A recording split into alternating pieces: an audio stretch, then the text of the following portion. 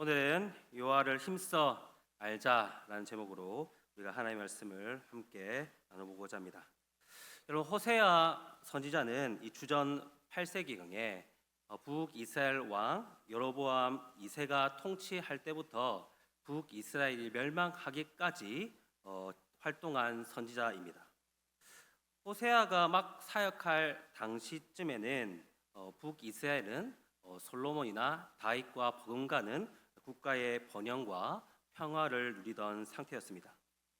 중동 지역을 장악해 가던 아수르의 영향도 아직 북이스라엘에 미치지 않았으며, 또한 이웃한 남유다와도 평화로운 관계를 유지하고 있었기 때문입니다.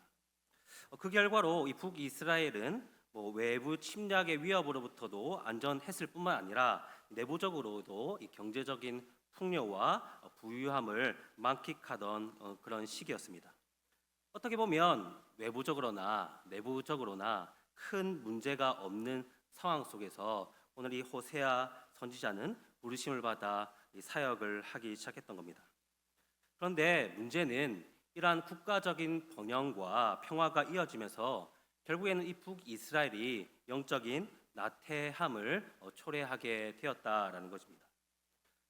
북이스라엘은 점점 영적으로 무감각해졌고 거룩하고 구별성이 있는 그런 삶이 아니라 이방인들처럼 세속적이고 그리고 타락한 삶을 살게 되었습니다. 특히 이 여로보암 왕이 이 북이스라엘과 남유다가 분열된 이 상황 속에서 백성들이 매년 이 절기를 지키기 위하여 이 남유다 예루살렘으로 내려가는 것을 참 두려워했습니다. 왜냐하면 그가 이 남유다로 향하는 백성들이 이 자신의 통치에 불만을 품고 혹시나 남유다로 이주할 것은 아닌가라고 그렇게 걱정했기 때문입니다.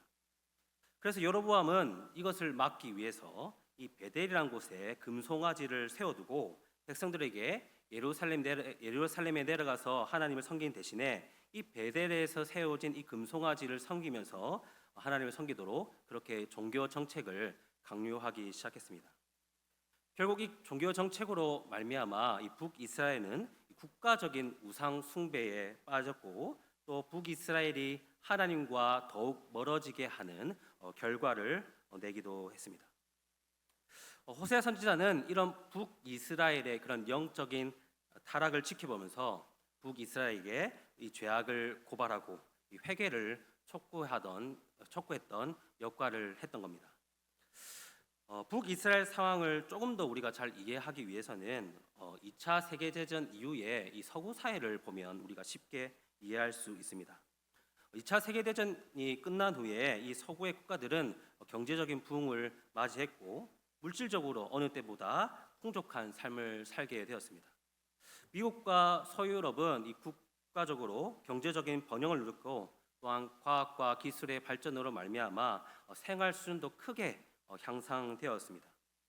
그러나 이러한 번영은 오히려 사람들이 하나님으로부터 멀어지게 되는 계기가 되었습니다. 사람들은 물질적인 그런 성공과 그런 개인적인 쾌락에 집중하면서 신앙보다는 더욱 이 세속적인 가치에 자신의 삶의 중심을 놓고 살아가기 시작한 겁니다. 그 당시 유명한 전도자였던 빌리 그레이엄은 이 서구 사회를 향하여서 물질적인 풍요가 아니라 오직 예수 그리스도를 통해서만 참된 구원과 평안을 얻을 수 있다라는 그런 영적인 각성을 외치기도 했습니다. 이처럼 여러분, 이 북이스라엘과 어떻게 보면 2차 세계대전 이후의 이 서구 사회는 이 물질적인 번영 속에서 영적인 나태함과 세속함이라는 그런 공통점을 안고 있습니다. 우리는 이런 역사적인 흐름을 통해서 한 가지 중요한 교훈을 얻을 수 있습니다. 번영과 평화가 반드시 영적 성장으로 이어지는 것이 아니라 오히려 하나님으로부터 멀어지게 하는 계기가 될 수 있다라는 겁니다. 여러분, 그렇다면 이 호세아 선지자는 이 영적으로 타락한 북이스라엘 향하여서 어떤 하나님의 말씀을 전하고 있을까요? 먼저 오늘 말씀 6장 1절 말씀을 우리가 다시 한번 보도록 하겠습니다. 우리 함께 읽겠습니다. 시작.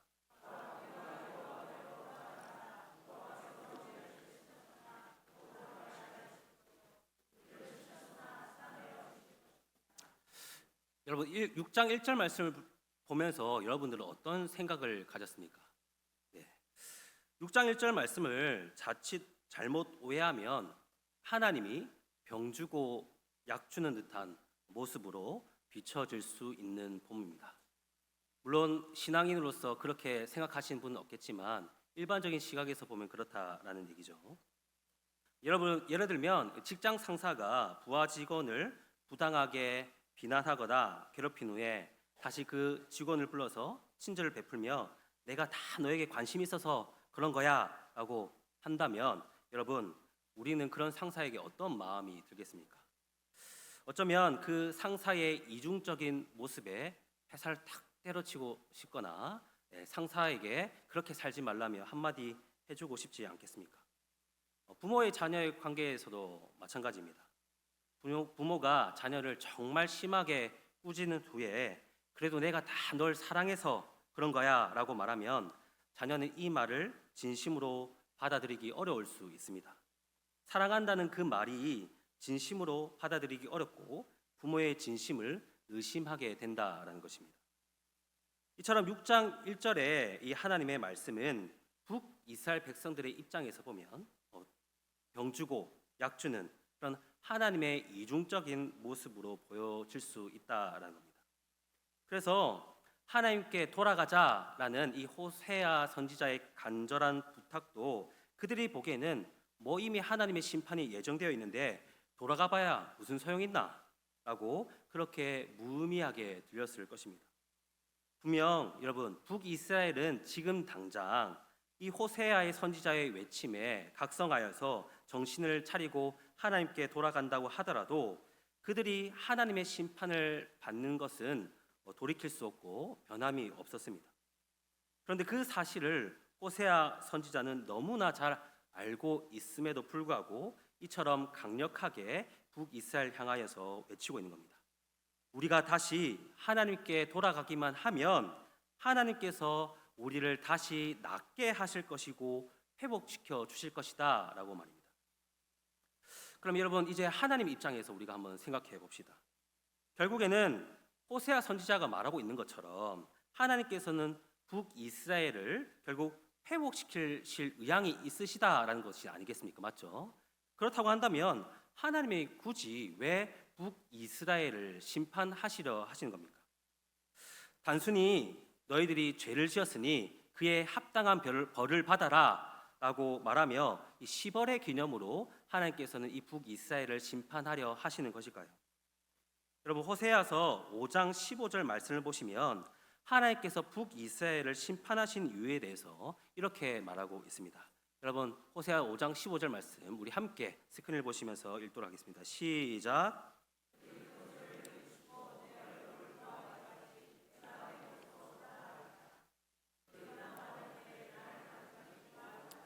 아멘. 여러분 5장 15절 말씀에서 나와 있는 것처럼 하나님께서는 이 죄에 빠진 북이스라엘 백성들을 심판하시는 가장 큰 목적은 북이스라엘 백성들이 다시 하나님의 얼굴을 구하도록 하기 위해서 하나님의 심판이라는 이런 고난을 통해서라도 어떻게든 다시금 하나님을 찾도록 하기 위함이었다라는 겁니다. 결국 하나님의 심판의 목적은 신앙의 회복이라는 그런 목적이 있다라는 겁니다.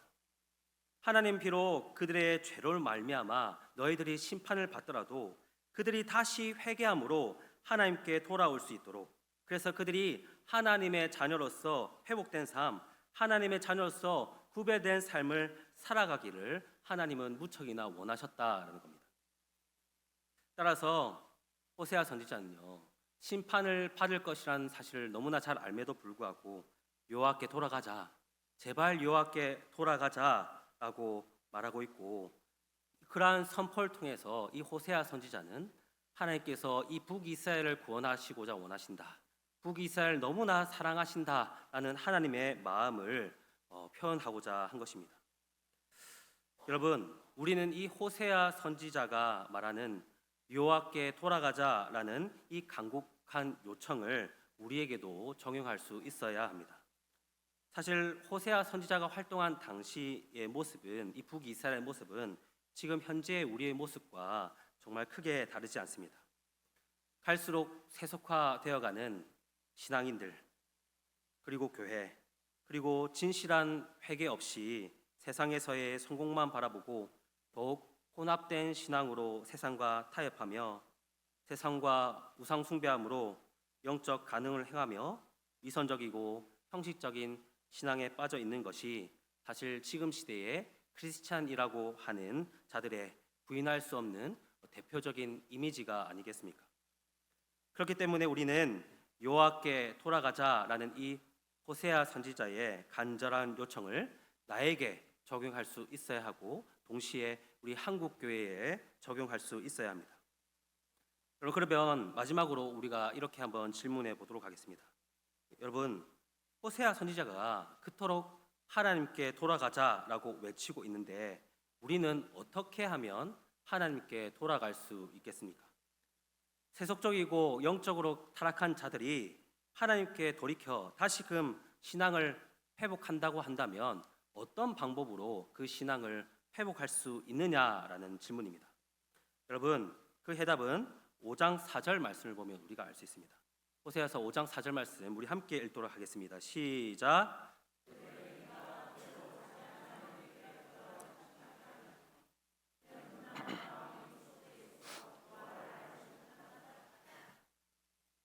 여러분, 5장 4절 말씀을 보면 호세아 선지자는 하나님께 돌아가지 못하는 행위가 있다라고 그렇게 말하고 있습니다. 그것은 바로 음란한 마음으로 비롯된 것인데 여기서 음란한 마음이란 사실 육체적인 그런 음행을 넘어서서 우리가 지금까지 살펴본 것처럼 우상 숭배와 동시에 그런 세속적인 욕망에 빠지는 것을 말한다라고 할 수 있습니다.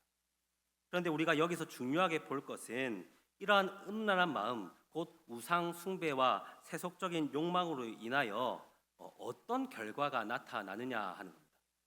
그 결과가 바로 4절 말씀에 나옵니다.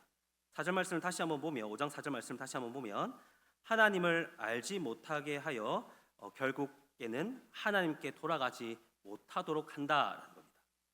여기서 키포인트는 하나님을 알지 못하는 것이 하나님께 돌아가지 못하게 한다라는 것입니다. 반대로 말하면 하나님을 알아야만 하나님께 돌이킬 수 있다라는 것입니다. 여러분, 하나님을 알아야만 돌아갈 수 있다라는 말씀은 사실 우리에게 신선한 충격을 줄 수 있습니다. 죄를 지음으로 말미암아 하나님께 멀어진 자들이 하나님께 돌아가기 위해서는 더 이상 죄를 짓지 않는다거나 그 죄를 회개하면 되는 것이 아니겠습니까? 그런데 오늘 호세아 선지자는 그것이 아니라 너희가 하나님께 돌아가기 위해서는 하나님을 알아야 한다 그렇게 말하고 있는 것입니다. 이러한 호세아의 말씀은 6장 3절 말씀에도 똑같이 말하고 있습니다. 6장 3절 말씀입니다. 그러므로 우리가 여호와를 알자, 힘써 여호와를 알자 그렇게 말씀하고 있습니다. 여호와를 힘써 알자라는 이 촉구는 사실 호세아 선지자가 가장 힘주어 강조하는 핵심이라고 할 수 있습니다. 여러분, 우리가 하나님께 돌아가기 위해서 우리의 신앙을 다시금 회복하기 위해서는 하나님을 아는 것에 힘써야 한다는 사실을 믿으시기 바랍니다. 그런데 여러분, 하나님을 안다는 것이 뭘까요?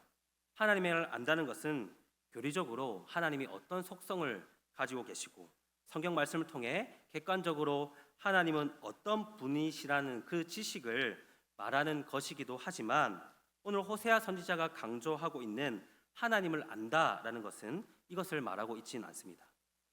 6장 3절에 표현된 안다라는 것은 원문을 보면 야다라는 단어로 단순히 사실적인 그런 관계에서 파악하는 그런 지식적인 알미를 말하는 단어가 아닙니다.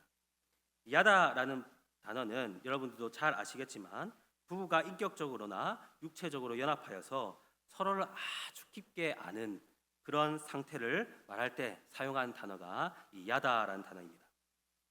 성경에서 하나님을 안다라고 했을 때 이 야다라는 단어를 사용하는 것은 바로 하나님과의 인격적인 만남이 지속적으로 이루어져서 깊고도 친밀한 관계를 유지하는 것을 강조하기 위해서 이 단어를 사용한다라는 겁니다. 여러분, 하나님과의 인격적인 만남이 지속적으로 이루어질 때야 비로소 우리는 하나님을 안다라고 할 수 있습니다. 하나님과 연합하여 하나님과 교통하는 것, 그리고 하나님과 교제하며 하나님의 영광과 그 능력을 아는 것이 진짜 하나님을 아는 것이라고 말할 수 있는 겁니다. 그럼 분명 이 호세아 선지자가 활동할 당시에 북이스라엘도 오래 전부터 축적되어 온 하나님에 대한 여러 가지 지식들이 있었습니다. 그러나 그들이 하나님과의 인격적인 측면에서 하나님과 교제하고 친밀한 관계를 맺는 것에 소홀했던 것입니다. 제가 이 말씀을 전할 때 저의 가족을 예시로 든 것을 별로 안 좋아합니다. 그런데 오늘은 저의 딸을 자랑하기도 하면서 한 가지 좀 이야기를 여러분과 나누고자 합니다. 며칠 전에 월요일입니다. 월요일에 제 아내와 커피숍에 가서 커피를 마시면서 이런저런 얘기를 하고 있는데 제 아내가 이런 얘기를 하는 겁니다. 저희 가정에서 일주일에 한 번 이 어린이 큐티 책을 가지고 와서 은하와 우주가 한 주에 한 번 그렇게 말씀 묵상을 합니다. 네, 여러분 이제 8살, 6살짜리 아이가 하나님의 말씀에 대해서 얼마나 알겠습니까? 그런데 제 아내가 말하기를 은하가 큐티를 마무리하면서 기도를 하는데 이렇게 기도했다라는 겁니다. 어떻게 기도했냐면 하나님을 사랑하지 않아서 하나님을 배워요. 이렇게 기도했다는 겁니다. 그것을 2번이나 반복했다는 겁니다. 여러분, 하나님을 사랑하지 않아서 하나님을 배워요 라는 이 말이 어떻게 들리십니까?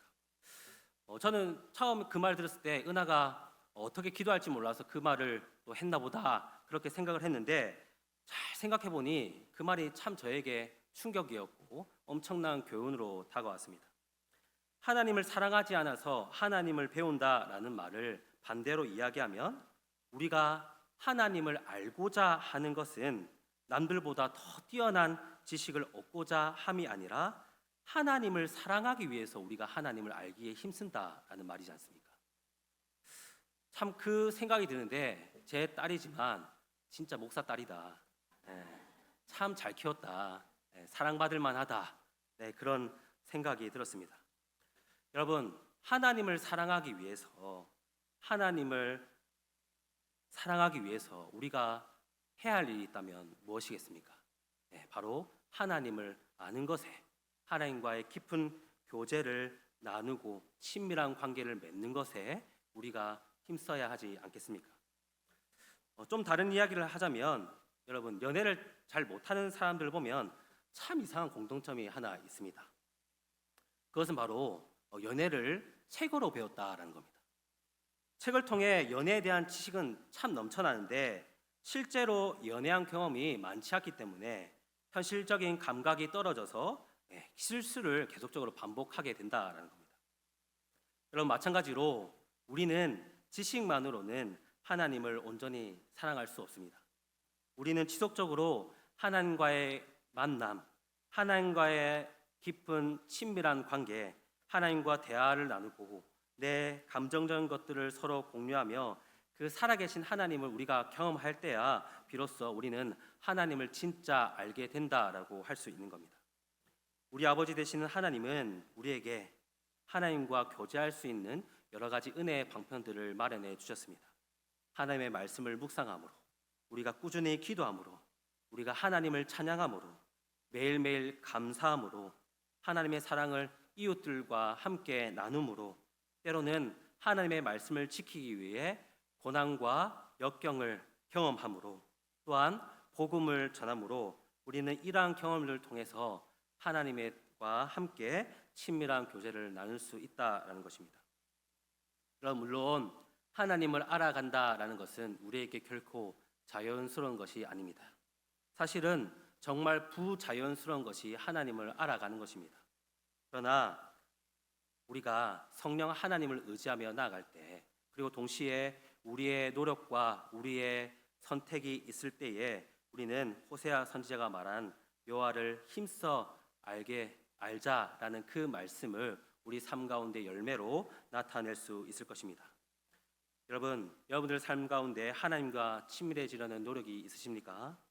우리가 하나님과 지속적인 교제를 하며 나아갈 때 우리는 하나님을 아는 진정한 주님의 사람들로서 그분의 사랑과 은혜를 경험할 수 있다는 사실을 꼭 믿으시기 바랍니다. 설교를 마무리하도록 하겠습니다. 사랑하는 성도 여러분, 오늘 말씀을 통해 우리는 호세아 선지자들이 여호와께 돌아가자라는 이 간곡한 요청을 우리가 들었습니다. 이제 우리는 하나님께 돌아가기 위해서 하나님을 알아가는 것부터 다시 시작해야 합니다. 말씀 묵상과 기도와 찬양과 감상과 감사와 전도와 여러 가지 은혜의 방편들을 통하여 우리는 하나님과 더욱 친밀해지기 위해서 우리는 힘쓰고 또한 우리의 삶 가운데 선택을 해야 합니다. 하나님과 깊은 교제를 누리면 우리는 하나님을 더욱더 깊이 알아가고 닮아갈 수 있습니다. 오늘 이 시간 하나님께 돌아가기를 힘쓰므로 하나님께 주님, 내가 주님을 알아가기를 원합니다 라는 결단이 있는 수요 기도의 밤이 되시기를 바랍니다.